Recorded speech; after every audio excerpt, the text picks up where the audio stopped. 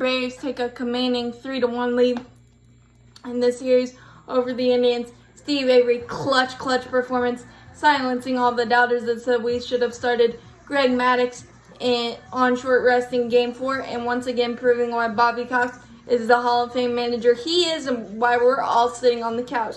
Avery, 6 innings, 1 earned, 3 hits, 5 walks, 3 strikeouts, so it was a bit of the effectively wild outing for Avery because his fastball control and command were spotty the entire night, but he had the wherewithal to change midstream to change up curveball combination for the biggest outs when he had traffic on the bases.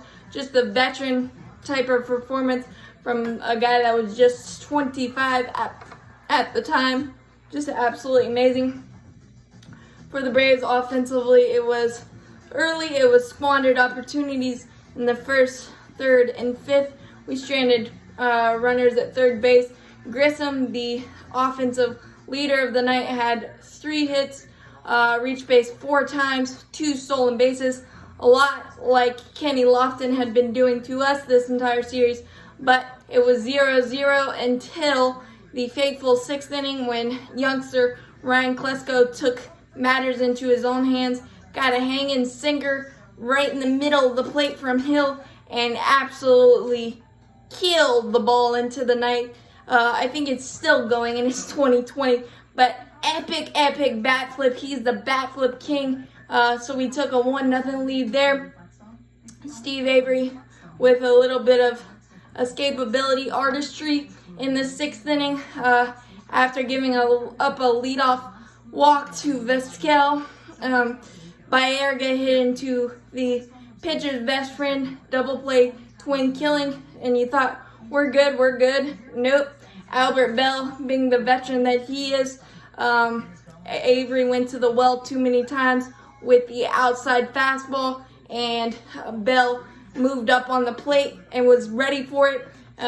Good piece of hitting, just went with it. So 1-1 solo shot, and then a walk to Murray. Should have been a double, but a missed call by the umpires. Boy, if Twitter was around in 1995, these umpires would have had serious problems, but he ended up reaching on a walk, moved to second on a balk, and then another walk, so first and second, 2 outs, and Perry was at the plate, and Steve Avery's best curveball of the night struck out Perry, put out that fire, and so it's still 1-1.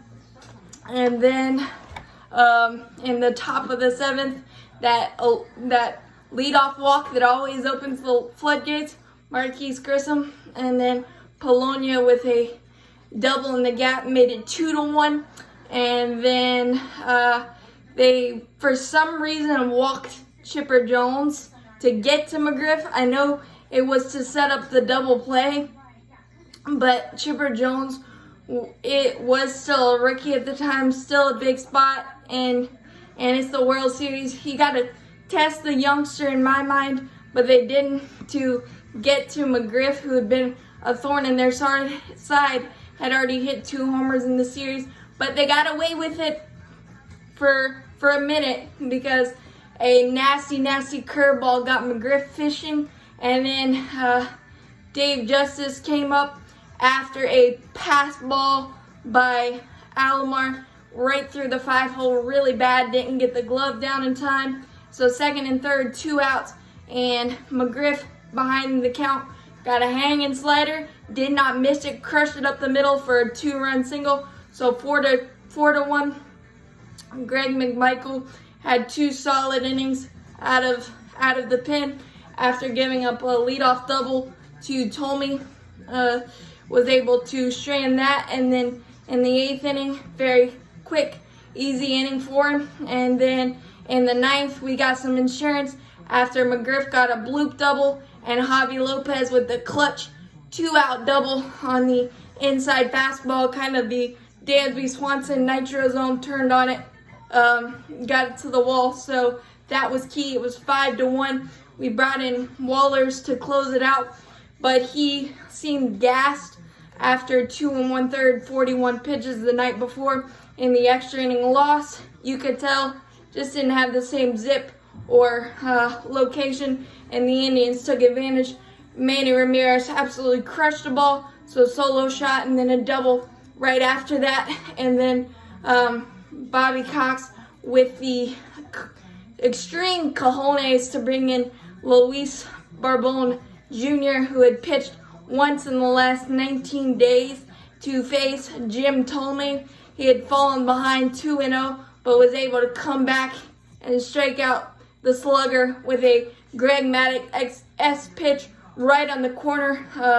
Thome was not happy with it, but it was a perfect pitch, and then was able to strike out Alomar. So 5-2, runner on second, 2 outs.